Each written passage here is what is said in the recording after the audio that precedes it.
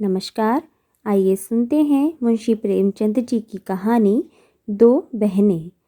दोनों बहनें 2 साल के बाद एक तीसरे नातेदार के घर मिलीं और खूब रो धोकर खुश हुईं तो बड़ी बहन रूप कुमारी ने देखा कि छोटी बहन राम दुलारी सिर से पांव तक गहनों से लदी हुई है। कुछ उसका रंग खुल गया है, स्वभाव में कुछ गरिमा आ गई है और बातचीत करने में ज़्यादा चतुर हो गई है। कीमती बनारसी साड़ी और बेलदार उन्नावी मखमल के जंपर ने उसके रूप को और भी चमका दिया। वही राम दुलारी लड़कपन में सर के बाल खोले फूहड़ सी इधर उधर खेला करती थी। अंतिम बार रूप कुमारी ने उसे उसके विवाह में देखा था 2 साल पहले। तब भी उसकी शक्ल सूरत में कुछ ज़्यादा अंतर ना हुआ था। लंबी तो हो ही गई थी, मगर उतनी ही दुबली, उतनी ही फूहड़ और उतनी ही मंदबुद्धि। ज़रा ज़रा सी बात पर रूठने वाली, मगर आज तो कुछ हालत ही और थी, जैसे कली खिल गई हो। और यह रूप इसने कहाँ छिपा रखा था? नहीं, आँखों को धोखा हो रहा है। यह रूप नहीं, केवल आँखों को लुभाने की शक्ति है। रेशम और मखमल और सोने के बल पर यह रूपरेखा थोड़े ही बदल जाएगी, फिर भी आँखों में समाई जाती है। 50 स्त्रियां जमा हैं, मगर यह आकर्षण, यह जादू और किसी में नहीं। कहीं आईना मिलता तो वह ज़रा अपनी सूरत भी देखती। घर से चलते समय उसने आईना देखा था। अपने रूप को चमकाने के लिए जितना सान चढ़ा सकती थी, उससे कुछ अधिक ही चढ़ाया था। लेकिन अब वह सूरत जैसे स्मृति से मिट गई है। उसकी धुंधली सी परछाई भर हृदय पट पर है। उसे फिर से देखने के लिए वह बेकरार हो रही है। वह अब तुलनात्मक दृष्टि से देखेगी। राम दुलारी में यह आकर्षण कहाँ से आया, इस रहस्य का भी पता लगाएगी। यूँ उसके पास मेकअप की सामग्रियों के साथ एक छोटा सा आईना भी है, लेकिन भीड़ भाड़ में वह आईना देखने या बनाव श्रृंगार की आदी नहीं है। यह औरतें दिल में ना जाने क्या समझें, मगर यहाँ कोई आईना तो होगा ही। ड्राइंग रूम में ज़रूर ही होगा। वह उठकर ड्राइंग रूम में गई और कद्दे आदम शीशे में अपनी सूरत देखी। वहाँ इस वक्त और कोई ना था। मर्द बाहर सहन में थे, औरतें गाने बजाने में लगी हुई थीं। उसने आलोचनात्मक दृष्टि से एक एक अंग को, अंगों के एक एक विन्यास को देखा। उसका अंग विन्यास, उसकी मुख छवि निष्कलंक है, मगर वह ताजगी, वह मादकता, वह माधुर्य नहीं है। हाँ, नहीं है। वह अपने को धोखे में नहीं डाल सकती। कारण क्या है? यही कि राम दुलारी आज खिली है और उसे खिले जमाना हो गया। लेकिन इस ख्याल से उसका चित्त शांत नहीं होता। वह राम दुलारी से हेटी बनकर नहीं रह सकती। ये पुरुष भी कितने गावदी होते हैं, किसी में भी सच्चे सौंदर्य की परख ही नहीं। इन्हें तो जवानी और चंचलता और हाव भाव चाहिए। आंखें रख कर भी अंधे बनते हैं। भला इन बातों का आपसे क्या संबंध? ये तो उम्र के तमाशे हैं। असली रूप तो वह है जो समय की परवाह करे। उसके कपड़ों में राम दुलारी को खड़ा कर दो, फिर देखो ये सारा जादू कहाँ उड़ जाता है। चुड़ैल सी नजर आए, मगर इन अंधों को कौन समझाए। मगर राम दुलारी के घर वाले तो इतने संपन्न ना थे। विवाह में जो जोड़े और गहने आए थे, वे तो बहुत ही निराशाजनक थे। खुशहाली का दूसरा कोई सामान भी ना था। उसके ससुर एक रियासत के मुख्तर आम थे और दूल्हा कॉलेज में पढ़ता था। इस 2 साल में कहाँ से ये हुन बरस गया, कौन जाने। गहने कहाँ से मांग लाई हो, कपड़े भी मांगे हो सकते हैं। कुछ औरतों को तो अपनी हैसियत बढ़ाकर दिखाने की लत होती है, तो वह स्वांग राम दुलारी को मुबारक रहे। मैं जैसी हूँ वैसी अच्छी हूँ। प्रदर्शन का यह रोग कितना बढ़ता जाता है। घर में रोटियों का ठिकाना नहीं है। मर्द 25-30 रुपए पर कलम घिस रहा है, लेकिन देवी जी घर से निकलेंगी तो इस तरह बन ठन कर मानो कहीं की राजकुमारी हैं। बिसातियों के और दर्जियों की तकाजे सहेंगी, बजाज के सामने हाथ जोड़ेंगी, शौहर की घुड़कियां खाएंगी, रोएंगी, रूठेंगी, मगर प्रदर्शन की उन्माद को नहीं रोकती। घर वाले भी सोचते होंगे कितनी छिछोरी तबीयत है इसकी, मगर यहाँ तो देवी जी ने बेहियाई पर कमर बांध ली है। कोई कितना भी हंसे, बेहया की बला दूर। उन्हें तो बस यही धुन सवार है कि जिधर से निकल जाएं उधर लोग हृदय पर हाथ रखकर रह जाएं। राम दुलारी ने जरूर किसी से गहने और जेवर मांग लिए, बेशर्म जो है। उसके चेहरे पर आत्मसम्मान की लाली दौड़ गई। ना सही उसके पास जेवर और कपड़े, उसे किसी के सामने लज्जित तो नहीं होना पड़ता, किसी से मुंह तो नहीं चुराना पड़ता। 1-1 लाख के तो उसके 2 लड़के हैं। भगवान उन्हें चिरायु करे, वह इसी में खुश है। खुद अच्छा पहन लेने और अच्छा खा लेने से जीवन का उद्देश्य नहीं पूरा हो जाता। उसके घर वाले गरीब हैं, पर उनकी इज्जत तो है। किसी का गला तो नहीं दबाते, किसी का शाप तो नहीं लेते। इस तरह अपने मन को ढांढस देकर वह फिर बरामदे में आई तो राम दुलारी ने जैसे उससे दया की आंखों से देखकर कहा, जीजा जी की कुछ तरक्की वरक्की हुई है कि नहीं बहन, या अभी तक वही 75 रुपये पर कलम घिस रहे हैं। राजकुमारी की देह में आग सी लग गई। ओफो रे दिमाग, मानो इसका पति लाठी तो है। अकड़ कर बोली, तरक्की क्यों नहीं हुई, अब 100 के ग्रेड में हैं। आजकल यह भी गनीमत है, नहीं अच्छे अच्छे एमए पासों को देखती हूँ कि कोई टके को नहीं पूछता। तेरा शोहर तो अब बीए में होगा। राम दुलारी ने नाक सिकोड़ कर कहा, उन्होंने तो पढ़ना छोड़ दिया है बहन, पढ़कर औकात खराब करना था और क्या। एक कंपनी के एजेंट हो गए हैं, अब 250 रुपये माहवार पाते हैं, कमीशन ऊपर से 5 रुपये रोज़ सफ़र खर्च के भी मिलते हैं। यह समझ लो कि 500 का औसत पड़ जाता है। 150 माहवार तो उनका निज खर्च है बहन। ऊंचे ओहदे के लिए अच्छी हैसियत भी तो चाहिए। 350 बेदाग घर को दे देते हैं, उसमें से 100 रुपये मुझे मिलते हैं। 250 में घर का खर्च खुशफैली से चल जाता है। एमए पास करके क्या करते। रूपकुमारी इस कथन को शेख चिल्ली की दास्तान से ज़्यादा महत्व नहीं देना चाहती, मगर राम दुलारी के लहजे में इतनी विश्वासोत्पादकता है कि वह अपनी निम्न चेतना से उससे प्रभावित हो रही है और उसके मुख पर पराजय की खिन्नता साफ झलक रही है। मगर यदि उसे बिल्कुल पागल नहीं हो जाना है तो इस ज्वाला को हृदय से निकाल देना पड़ेगा। जिरह करके अपने मन को विश्वास दिलाना पड़ेगा कि इसके काव्य में 1/4 से ज़्यादा सत्य नहीं है। 1/4 तक वह सह सकती है, इससे ज़्यादा उससे ना सहा जाएगा। इसके साथ ही उसके दिल में धड़कन भी है कि कहीं यह कथा सत्य निकली तो वह राम दुलारी को कैसे मुंह दिखाएगी।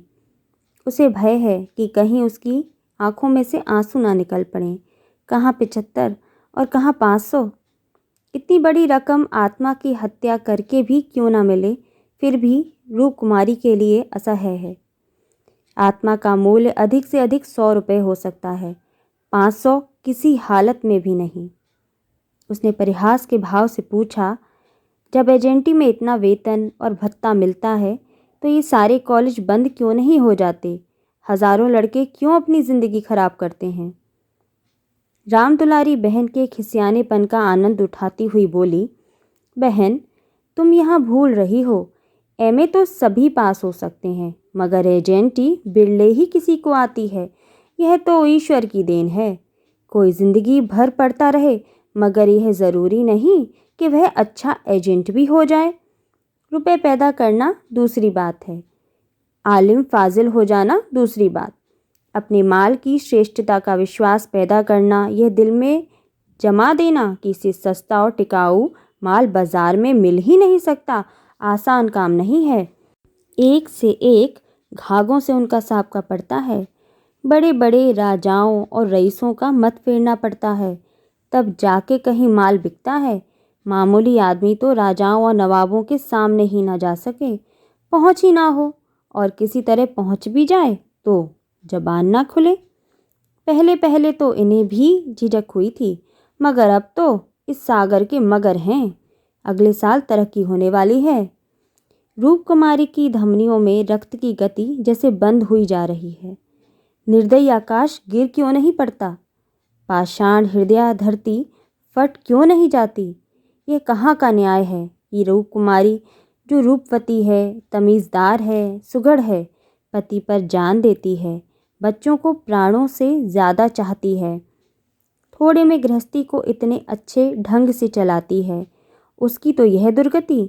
और ये घमंडिन, बदतमीज़, विलासिनी, चंचल, मुंह फट छोकरी जो अभी तक सिर खोले घूमा करती थी, रानी बन जाए।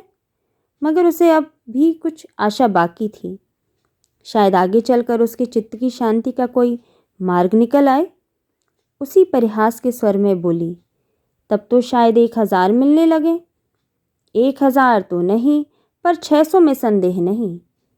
कोई आंखों का अंधा मालिक फंस गया होगा। व्यापारी आंखों के अंधे नहीं होते दीदी, उनकी आंखें हमारी तुम्हारी आंखों से कहीं तेज होती हैं। जब तुम उन्हें 6000 कमा कर दो तब कहीं 600 मिलें। जो सारी दुनिया को चराए उसे कौन बेवकूफ़ बनाएगा। परिहास से काम न चलते देखकर रूप कुमारी ने अपमान का अस्त्र निकाला। मैं तो इसे बहुत अच्छा पेशा नहीं समझती। सारे दिन झूठ के तुमार बांधो, यह तो ठग विद्या है। राम दुलारी जोर से हंसी। बहन पर उसने पूरी विजय पाई थी। इस तरह तो जितने भी वकील बैरिस्टर हैं सभी ठग विद्या करते हैं। अपने मुवक्किल के फ़ायदे के लिए उन्हें क्या नहीं करना पड़ता। झूठी शहादतें तक बनानी पड़ती हैं। मगर उन्हीं वकीलों और बैरिस्टरों को हम अपना लीडर बनाते हैं, उन्हें अपनी कौमी सभाओं का प्रधान बनाते हैं, उनकी गाड़ियाँ खींचते हैं, उन पर फूलों और अशर्फियों की वर्षा करते हैं, उनके नाम से सड़कें, प्रतिमाएं और संस्थाएं बनाते हैं। आजकल दुनिया पैसा देखती है। आजकल ही क्यों, हमेशा से धन की यही महिमा रही है। पैसे कैसे आएं ये कोई नहीं देखता। जो पैसे वाला है उसी की पूजा होती है। जो अभागे हैं, अयोग्य हैं या भीरू हैं, वे आत्मा और सदाचार की दुहाई देकर अपने आंसू पहुँचते हैं। नहीं तो आत्मा और सदाचार को कौन पूछता है। रूप कुमारी खामोश हो गई। अब उसे यह सत्य उसकी सारी वेदनाओं के साथ स्वीकार करना पड़ेगा कि राम दुलारी सबसे ज़्यादा भाग्यवान है। इससे अब त्राण नहीं। परिहास या अनादर से वह अपनी तंगदिली का प्रमाण देने के सिवा और क्या कर पाएगी। उसे किसी बहाने से राम दुलारी के घर जाकर असलियत की छानबीन करनी पड़ेगी। मगर राम दुलारी वास्तव में लक्ष्मी का वरदान पा गई है तो रूप कुमारी अपनी किस्मत ठोक कर बैठ रहेगी। समझ लेगी कि दुनिया में कहीं न्याय नहीं है, कहीं ईमानदारी की पूंछ नहीं है। मगर क्या सचमुच उसे इस विचार से संतोष होगा। यहाँ कौन ईमानदार है? वही जिसे बेईमानी करने का अवसर नहीं है और ना इतनी बुद्धि या मनोबल है कि वह अवसर पैदा कर ले। उसके पति 75 रुपये पाते हैं, पर क्या 10-20 रुपये और ऊपर से मिल जाए तो वह खुश होकर ना ले लेंगे। उनकी ईमानदारी और सत्यवादिता उसी समय तक है जब तक अवसर नहीं मिलता। जिस दिन मौका मिला सारी सत्यवादिता धरी रह जाएगी। और क्या रूप कुमारी में इतना नैतिक बल है कि वह अपने पति को हराम का माल हजम करने से रोक दे। रोकना तो दूर की बात है, वह प्रसन्न होगी, शायद पतिदेव की पीठ भी ठोकेगी। अभी उनके दफ्तर से आने का समय, वह मन मारे बैठी रहती है। तब वह द्वार पर खड़ी होकर उनकी बाट जोहेगी और जो ही वह घर में आएंगे उनकी जेबों की तलाशी लेगी। आंगन में गाना बजाना हो रहा था। राम दुलारी उमंग के साथ गा रही थी और वहीं रूप कुमारी वहीं बरामदे में उदास बैठी हुई थी। ना जाने क्यों उसके सर में भी दर्द होने लगा था। कोई गाए, कोई नाचे, उससे प्रयोजन नहीं। वह तो अभागिन है, रोने के लिए ही पैदा की गई है। 9 बजे रात को मेहमान रुखसत होने लगे। रूप कुमारी भी उठी। एक्का मंगवाने जा रही थी कि राम दुलारी ने कहा, एक्का मंगवा कर क्या करोगी बहन, मुझे लेने के लिए कार आती होगी। चलो 2-4 दिन मेरे यहाँ रहो फिर चली जाना। मैं जीजाजी को कहला भेजूंगी, तुम्हारा इंतज़ार ना करें। रूप कुमारी का यह अंतिम अस्त्र भी बेकार गया। राम दुलारी के घर जाकर हालचाल की टोल लेने की इच्छा गायब हो गई। वह अब अपने घर जाएगी और मुंह ढाँप कर पड़ी रहेगी। इन फटे हालों में क्यों किसी के घर जाए। बोली, नहीं, अभी तो मुझे फुर्सत नहीं है, बच्चे घबरा रहे होंगे, फिर कभी आऊँगी। क्या रात भर भी ना ठहरोगी? नहीं। अच्छा बताओ, कब आओगी? मैं सवारी भेज दूँगी। मैं खुद कहला भेजूँगी। तुम्हें याद ना रहेगी, साल भर हो गया, भूल कर भी याद ना किया। मैं इसी इंतज़ार में थी कि दीदी बुलाएं तो चलूं। एक ही शहर में रहते हैं, फिर भी इतनी दूर की साल भर गुजर जाए और मुलाकात तक ना हो। रूप कुमारी इसके सिवा और क्या कहे कि घर के कामों से छुट्टी नहीं मिलती। कई बार उसने इरादा किया कि दुलारी को बुलाए, मगर अवसर ही ना मिला। सहसा राम दुलारी के पति मिस्टर गुरुसेवक ने आकर बड़ी साली को सलाम किया। बिल्कुल अंग्रेजी सज-धज, मुंह में चुरुट, कलाई पर सोने की घड़ी, आंखों पर सुनहरी ऐनक, जैसे कोई सिविलियन हो। चेहरे से जेहानत और शराफत बरस रही थी। वह इतना रूपवान और सजीला है, रूप कुमारी को अनुमान न था। कपड़े जैसे उसकी देह पर खिल रहे थे। आशीर्वाद देकर बोली, आज यहाँ ना आती तो मुझसे मुलाकात क्यों होती? गुरुसेवक हंसकर बोला, यह उल्टी शिकायत? क्यों ना हो, कभी आपने बुलाया और मैं ना गया? मैं नहीं जानती थी कि तुम अपने को मेहमान समझते हो, वह भी तो तुम्हारा ही घर है। राम दुलारी देख रही थी कि मन में उससे ईर्ष्या रखते हुए भी वह कितनी वाणी मधुर, कितनी स्निग्ध, कितनी अनुग्रह प्रार्थनी होती जा रही है। गुरुसेवक ने उदार मन से कहा, हाँ, अब मान गया भाभी साहब, बेशक मेरी गलती है। इस दृष्टि से मैंने विचार नहीं किया था, मगर आज तो मेरे घर रहिए। नहीं, आज बिल्कुल अवकाश नहीं है, फिर कभी आऊँगी। लड़के घबरा रहे होंगे। राम दुलारी बोली, मैं कितना कहकर हार गई, मानती ही नहीं है। दोनों बहनें कार की पिछली सीट पर बैठीं। गुरुसेवक ड्राइव करता हुआ चला। ज़रा देर में उसका मकान आ गया। राम दुलारी ने फिर बहन से उतरने के लिए आग्रह किया, पर वह न मानी। लड़के घबरा रहे होंगे। आखिर राम दुलारी उससे गले मिलकर अंदर चली गई। गुरुसेवक ने कार आगे बढ़ाई।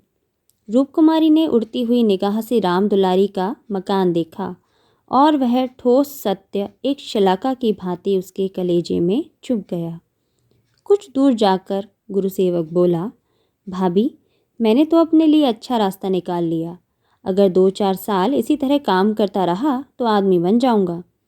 रूपकुमारी ने सहानुभूति के साथ कहा, राम दुलारी ने मुझसे बताया तो था, भगवान करे जहाँ रहो खुश रहो, मगर ज़रा हाथ पैर संभाल के रहना। मैं मालिक की आंख बचाकर एक पैसा भी लेना पाप समझता हूँ भाभी। दौलत का मज़ा तो तभी है कि ईमान सलामत रहे। ईमान खोकर पैसे मिले तो क्या? मैं ऐसी दौलत को त्याज्य समझता हूँ। और आंख किसकी बचाऊं? सब सियाह सफ़ेद तो मेरे हाथ में है। मालिक तो रहा नहीं, केवल उसकी बेवा है। उसने सब कुछ मेरे हाथ में छोड़ रखा है। मैंने उसका कारोबार संभाल ना लिया होता तो सब कुछ चौपट हो जाता। मेरे सामने तो मालिक सिर्फ 3 महीने ज़िंदा रहे, मगर आदमी को परखना खूब जानते थे। मुझे 100 रुपये पर रखा और 1 महीने में 200 रुपये कर दिया। आप लोगों की दुआ से पहले ही महीने में मैंने 12,000 का काम किया। क्या काम करना पड़ता है? रूपकुमारी ने बिना किसी उद्देश्य के पूछा। वही मशीनों की एजेंटी, तरह तरह की मशीनें मंगाना और बेचना, ठंडा जवाब था। रूपकुमारी का मनहूस घर आ गया। द्वार पर एक लालटेन टिमटिमा रही थी। उसके पति उमानाथ द्वार पर टहल रहे थे, मगर रूपकुमारी ने गुरुसेवक से उतरने के लिए आग्रह नहीं किया। एक बार शिष्टाचार के नाते कहा ज़रूर, पर जोर नहीं दिया, और उमानाथ तो गुरुसेवक से मुखातिब भी ना हुए। रूपकुमारी को वह घर अब कब्रिस्तान सा लग रहा था, जैसे फूटा हुआ भाग्य हो। ना कहीं फर्श, ना फर्नीचर, ना गमले। 2-4 टूटी टाटी तिपाइयाँ, एक लंगड़ी मेज, 4-5 पुरानी पुरानी खाटें। यही उस घर की बिसात थी। आज सुबह तक रूपकुमारी इसी घर में खुश थी, लेकिन अब यह घर उसे काटे खा रहा था। लड़के अम्मा अम्मा करके दौड़े, मगर उसने दोनों को झिड़क दिया। उसके सिर में दर्द है, वह किसी से ना बोलेगी, कोई उसे ना छेड़े। अभी घर में खाना नहीं पका, पकाता कौन? लड़कों ने तो दूध पी लिया है, किंतु उमानाथ ने कुछ नहीं खाया। इसी इंतज़ार में थे कि रूपकुमारी आए तो पकाए, पर रूपकुमारी के सर में दर्द है, मजबूर होकर बाजार से पूरियां लानी पड़ेंगी। रूपकुमारी ने तिरस्कार के स्वर में कहा, तुम अब तक मेरा इंतज़ार क्यों करते रहे? मैंने तो खाना पकाने की नौकरी नहीं लिखाई है, और जो रात को वही रह जाती। आखिर तुम कोई महाराजन क्यों नहीं रख लेते? क्या जिंदगी भर मुझी को पीसते रहोगे? उमानाथ ने उसकी तरफ आहत विस्मय की आंखों से देखा। उसके बिगड़ने का कोई कारण उनकी समझ में न आया। रूपकुमारी से उन्होंने हमेशा निरापद सहयोग पाया है, निरापद ही नहीं, सहानुभूतिपूर्ण भी। उन्होंने कई बार उसे महाराजन रख लेने का प्रस्ताव खुद किया था, पर उसने बराबर यही जवाब दिया कि आखिर मैं बैठे बैठे क्या करूंगी? 4-5 रुपए का खर्च बढ़ाने से क्या फ़ायदा? यह पैसे तो बच्चों के मक्खन में खर्च होते हैं। और आज वह इतनी निर्ममता से उलाहना दे रही है जैसे गुस्से में भरी हो। अपनी सफाई देते हुए बोले, महराजन रखने के लिए तो मैंने खुद तुमसे कई बार कहा, तो लाकर रख क्यों ना दिया? मैं उसे निकाल देती तो कहते। हाँ, यह गलती हुई। तुमने कभी सच्चे दिल से नहीं कहा। रूपकुमारी ने और भी प्रचंड होकर कहा, तुमने केवल मेरा मन लेने के लिए कहा। मैं ऐसी भोली नहीं हूँ कि तुम्हारी मन का रहस्य ना समझूं। तुम्हारे दिल में कभी मेरे आराम का विचार आया ही नहीं।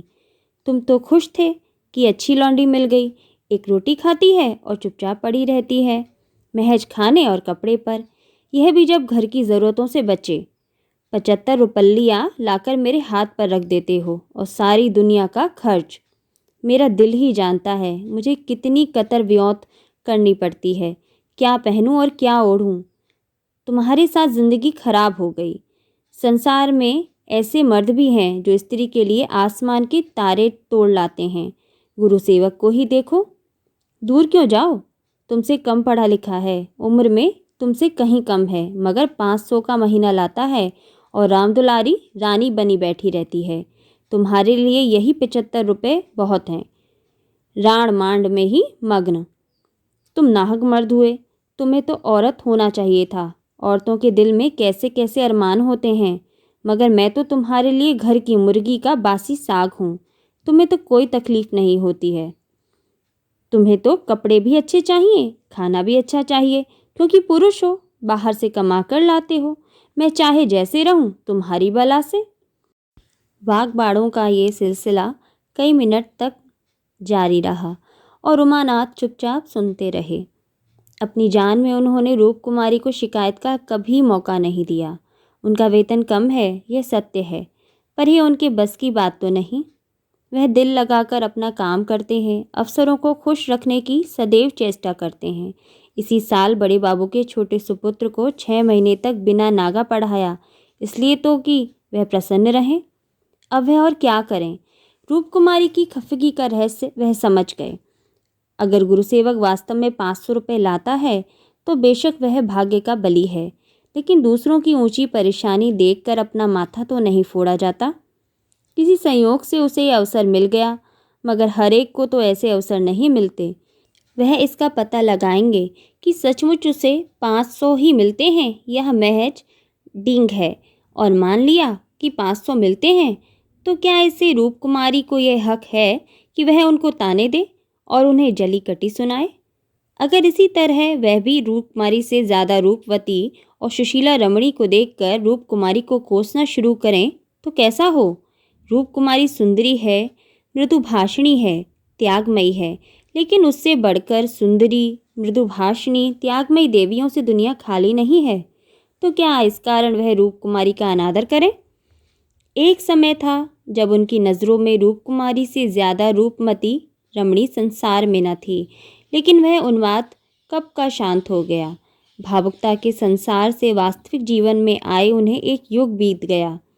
अब तो विवाहित जीवन का उन्हें काफ़ी अनुभव हो गया है। एक को दूसरे के गुणदोष मालूम हो गए हैं। अब तो संतोष ही में उनका जीवन सुखी रह सकता है। मगर रूप कुमारी समझदार होकर भी इतनी मोटी सी बात नहीं समझती। फिर भी उन्हें रूप कुमारी से सहानुभूति ही हुई। वह उदार प्रकृति के आदमी थे और कल्पनाशील भी। उसकी कटु बातों का कुछ जवाब न दिया, शरबत की तरह पी गए। अपनी बहन के ठाठ देखकर एक क्षण के लिए रूप कुमारी के मन में ऐसे निराशाजनक, अन्यायपूर्ण, दुखद भावों का उठना बिल्कुल स्वाभाविक है। रूप कुमारी कोई सन्यासिनी नहीं, विरागनी नहीं कि हर एक दशा में अविचलित रहे। इस तरह अपने मन को समझाकर उमानाथ ने गुरुसेवक के विषय में तहकीकात करने का संकल्प किया। एक सप्ताह तक रूप कुमारी मानसिक अशांति की दशा में रही। बात बात पर झुंझलाती, लड़कों को डांटती, पति को कोसती, अपने नसीबों को रोती। घर का काम तो करना ही पड़ता था, लेकिन अब उसी काम में उसे आनंद न आता था। बेगार सी टालती थी। घर की जिन पुरानी धुरानी चीज़ों से उसका आत्मीय संबंध सा हो गया था, जिनकी सफाई और सजावट में वह व्यस्त रहा करती थी, उनकी तरफ अब आंख उठाकर भी नहीं देखती। घर में एक ही खिदमतगार था। उसने जब देखा बहूजी घर की तरफ से खुद ही लापरवाह हैं, तो उसे क्या गरज थी कि सफाई करता। जो चीज़ जहाँ पड़ी थी वहीं पड़ी रहती। कौन उठाकर ठिकाने से रखे। बच्चे माँ से बोलते डरते थे और उमानाथ तो उसके साय से ही भागते थे। जो कुछ सामने थाली में आ जाता उसे पेट में डाल लेते और दफ्तर चले जाते। दफ्तर से लौटकर दोनों बच्चों को साथ ले लेते और कहीं घूमने निकल जाते। रूप कुमारी से कुछ कहना बारूद में दिया सलाई लगाना था। हाँ, उनकी यह तहकीकात जारी थी। एक दिन उमानाथ दफ्तर से लौटे तो उनके साथ गुरुसेवक भी थे। रूप कुमारी ने आज कई दिनों बाद परिस्थिति से सहयोग कर लिया था और इस वक्त झाड़न लिए कुर्सियां और तिपाइयां साफ कर रही थी कि गुरुसेवक ने अंदर पहुंचकर सलाम किया। रूप कुमारी दिल में कट गई। उमानाथ पर ऐसा क्रोध आया कि उसका मुंह नोच ले। इन्हें लाकर यहाँ क्यों खड़ा कर दिया? ना कहना न सुनना, बस बुला लाए। उसे इस दशा में देखकर गुरुसेवक दिल में क्या कहता होगा। मगर इन्हें अकल आई ही कब थी? वह अपना पर्दा ढांकती फिरती है और आप उसे खोलते फिरते हैं। ज़रा भी लज्जा नहीं है, जैसे बेहयाई का बाना पहन लिया है। बरबस उसका अपमान करते हैं। ना जाने उसने उनका क्या बिगाड़ा है। आशीर्वाद देकर कुशल समाचार पूछा और कुर्सी रख दी। गुरुसेवक ने बैठते हुए कहा, आज भाई साहब ने मेरी दावत की है। मैं उनकी दावत पर तो ना आता, लेकिन जब उन्होंने कहा कि तुम्हारी भाभी का कड़ा तकाजा है, तब मुझे समय निकालना पड़ा था। तब रूप कुमारी ने बात बनाई। घर का कलह छिपाना पड़ा। कहा, तुमसे उस दिन कुछ बातचीत ना हो पाई, जी लगा हुआ था। गुरुसेवक ने कमरे के चारों तरफ नज़र दौड़ाकर कहा, इस पिंजड़े में तो आप लोगों को बड़ी तकलीफ होती होगी। रूप कुमारी को ज्ञात हुआ यह युवक कितना सुरुचिहीन, कितना अरसिक है। दूसरों के मनोभावों का आदर करना जैसे जानता ही नहीं। इसे इतनी सी बात भी नहीं मालूम कि दुनिया में सभी भाग्यशाली नहीं होते। लाखों में एक ही कहीं भाग्यवान निकलता है, और उसे भाग्यवान ही क्यों कहा जाए। जहाँ बहुतों को दाना ना मयस्सर हो, वहाँ थोड़े से आदमियों के भोग विलास में कौन सा सौभाग्य। जहाँ बहुत से आदमी भूखों मर रहे हों, वहाँ दो चार आदमी मोहन भोग उड़ाएं, तो ये उनकी बेहयाई और हृदयहीनता है, सौभाग्य कभी नहीं। कुछ चिढ़कर बोली, पिंजड़े में कटघरे में रहने से अच्छा है। पिंजड़े में निरीह पक्षी रहते हैं, कटघरा तो घातक जंतुओं का ही निवास स्थान है। गुरुसेवक शायद यह संकेत न समझ सका। बोला, मेरा तो इस घर में दम घुट जाए। मैं आपके लिए अपने घर के पास ही एक मकान ठीक करा दूंगा, खूब लंबा चौड़ा। आपसे कुछ किराया ना लिया जाएगा। मकान हमारी मालकिन का है। मैं भी उसी के एक मकान में रहता हूँ। सैकड़ों मकान हैं उनके पास, सैकड़ों। सब मेरे अख्तियार में हैं। जिसे जो मकान चाहूँ दे दूँ, मेरे अख्तियार में है। किराया लूँ या ना लूँ, मैं आपके लिए सबसे अच्छा मकान ठीक करूँगा। मैं आपका बहुत अदब करता हूँ। रूप कुमारी समझ गई, महाशय इस वक्त नशे में हैं, अभी यूँ बहक रहे हैं। उसने गौर से देखा तो उसकी आंखें सिकुड़ गई थीं, गाल कुछ फूल गए थे, जबान भी लड़खड़ाने लगी थी। एक जवान, खूबसूरत, शरीफ चेहरा कुछ ऐसा शेखीबाज और निर्लज हो गया था कि उसे देखकर घृणा होती थी। उसने एक क्षण बाद फिर बहकना शुरू किया। मैं आपका बहुत अदब करता हूँ। जी हाँ, आप मेरी बड़ी भाभी हैं। आपके लिए मेरी जान हाजिर है। आपके लिए एक मकान नहीं, 100 मकान तैयार हैं। मैं मिसेज लोहिया का मुख्तार हूँ। सब कुछ मेरे हाथ में है, सब कुछ। मैं जो कुछ कहता हूँ वह आंखें बंद करके मंजूर कर लेती हैं। मुझे अपना बेटा समझती हैं। मैं उसकी सारी जायदाद का मालिक हूँ। मिस्टर लोहिया ने मुझे 20 रुपए पर रखा था, 20 रुपए पर। वह बड़ा मालदार था, मगर किसी को नहीं मालूम उसकी दौलत कहाँ से आती थी। किसी को नहीं मालूम, मेरे सिवा कोई नहीं जानता। वह खुफिया फरोश था, किसी से कहना नहीं। वह चोरी से कोकीन बेचता था, लाखों की आमदनी थी उसकी। अब वही व्यापार मैं करता हूँ। हर शहर में हमारे खुफिया एजेंट हैं। मिस्टर लोहिया ने मुझे इस फन में उस्ताद बना दिया। जी हाँ, मजाल नहीं कि मुझे कोई गिरफ्तार कर ले। बड़े बड़े अफसरों से मेरा याराना है। उनके मुंह में नोटों के पुलिंदे ठूंस ठूंस कर उनकी आवाज़ बंद कर देता हूँ। कोई चू नहीं कर सकता। दिन दहाड़े बेचता हूँ, हिसाब में लिखता हूँ। 1000 रिश्वत देता हूँ, 500 बाकी यारों का है। बेदरेक रुपए आते हैं और बेदरेक खर्च करता हूँ। बुढ़िया को तो राम नाम से मतलब है। 70 चूहे खाकर अब हज करने चली है। कोई मेरा हाथ पकड़ने वाला नहीं, कोई बोलने वाला नहीं। जेब से नोटों का एक बंडल निकाल कर कहता है, यह आपके चरणों की भेंट है। मुझे दुआ दीजिए कि इसी शान से जिंदगी कट जाए। जो आत्मा और सदाचार के उपासक हैं उन्हें कुबेर लाते मारता है, लक्ष्मी उनको पकड़ती हैं और उसके लिए अपना दीन और ईमान सब कुछ छोड़ने को तैयार हूँ। मुझे बुरा ना कहिए, मैं कौन मालदार हूँ। जितने धनी हैं वे सब के सब लुटेरे हैं, पक्के लुटेरे, डाकू।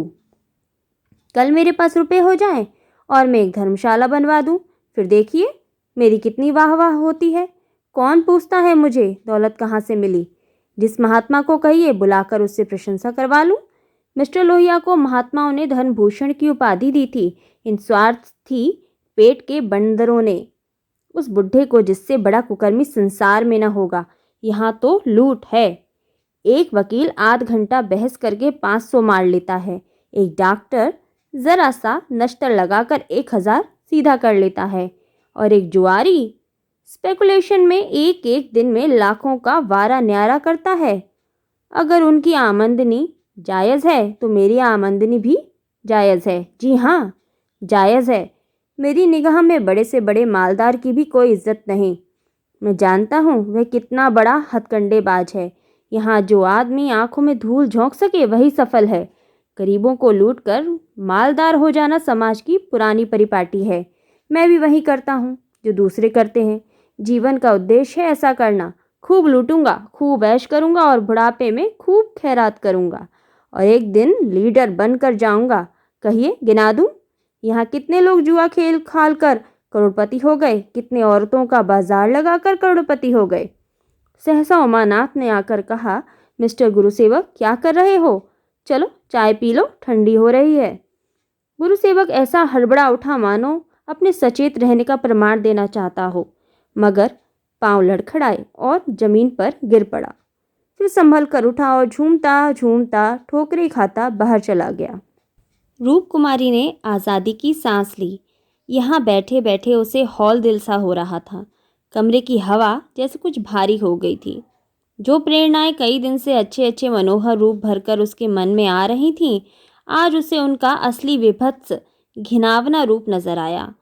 जिस त्याग, सादगी और साधुता के वातावरण में अब तक उसकी जिंदगी गुजरी थी, उसमें इस तरह के दावपेच, छल कपट और पतित स्वार्थ का घुसना बिल्कुल ऐसा ही था जैसे किसी बाग में सांडों का एक झुंड घुस आए। इन दामों में है दुनिया की सारी दौलत और सारा ऐश खरीदने को भी तैयार ना हो सकती थी। नहीं, अब रामदुलारी के भाग्य से अपने भाग्य का बदला ना करेगी। वह अपने हाल में खुश है। रामदुलारी पर उसे दया आई, जो भोग विलास की धुन और अमीर कहलाने के मोह में अपनी आत्मा का सर्वनाश कर रही है। मगर वह बेचारी भी क्या करे, और गुरुसेवक का भी क्या दोष है। जिस समाज में दौलत पुजती है, जहाँ मनुष्य का मोल उसके बैंक अकाउंट और टीम टाम से आंका जाता है, जहाँ पग पग पर प्रलोभनों का जाल बिछा हुआ है और समाज की कुव्यवस्था आदमी में ईर्ष्या, द्वेष, अपहरण और नीचता के भावों को उकसाती और उभारती रहती है, गुरुसेवक और रामदुलारी उस जाल में फंस जाएं, उस प्रवाह में बह जाएं, तो कोई अचरज नहीं। उसी वक्त उमानाथ ने आकर कहा, गुरुसेवक यहाँ बैठा बैठा क्या बहक रहा था? मैंने तो उसे विदा कर दिया। जी डरता था कहीं पुलिस उसके पीछे न लगी हो, नहीं तो मैं भी गेहूं के साथ घुन की तरह पिस जाऊं। राजकुमारी ने क्षमा प्रार्थी नेत्रों से उन्हें देखकर जवाब दिया, वही अपनी खुफिया फरोशी की डींग मार रहा था। मुझे भी मिसेज लोहिया से मिलने को कह गया। जी नहीं, आप अपनी क्लर्की किए जाइए, इसी में हमारा कल्याण है। मगर क्लर्की में वह ऐश कहाँ? क्यों न साल भर की छुट्टी लेकर जरा उस दुनिया की भी सैर करूं? मुझे अब उस ऐश का मोह नहीं रहा जी। दिल से कहती हो? सच्चे दिल से कहती हूँ। उमानाथ 1 मिनट तक चुप रहने के बाद फिर बोले, मैं आकर तुमसे यह वृतांत कहता तो तुम्हें विश्वास आता या नहीं? सच कहना। कभी नहीं। मैं तो कल्पना ही नहीं कर सकती कि अपने स्वार्थ के लिए कोई आदमी दुनिया को विष खिला सकता है। उमानाथ बोले, मुझे सारा हाल पुलिस के सब इंस्पेक्टर से मालूम हो गया था। मैंने उसे खूब शराब पिला दी थी कि नशे में बहकेगा ज़रूर और सब कुछ उगल देगा। ललचता तो तुम्हारा जी भी था जी। हाँ, ललचता तो था और अब भी ललच रहा है, मगर ऐश करने के लिए जिस हुनर की ज़रूरत है वह कहाँ से लाऊंगा? ईश्वर ना करे वह हुनर तुम में आए। मुझे तो उस बेचारे पर तरस आती है। मालूम नहीं खैरियत से घर पहुंच गया या नहीं। उसकी कार थी, कोई चिंता नहीं। रूपकुमारी एक क्षण जमीन की तरफ ताकती रही, फिर बोली, तुम मुझे दुलारी के घर पहुंचा दो। अभी शायद मैं उसकी कुछ मदद कर सकूं। जिस बाग की वह सैर कर रही है उसकी चारों ओर निशाचर घात लगाए बैठे हैं। शायद मैं उसे बचा सकूं। उमानाथ ने देखा उसकी छवि कितनी दया पुलकित हो उठी है। समाप्त।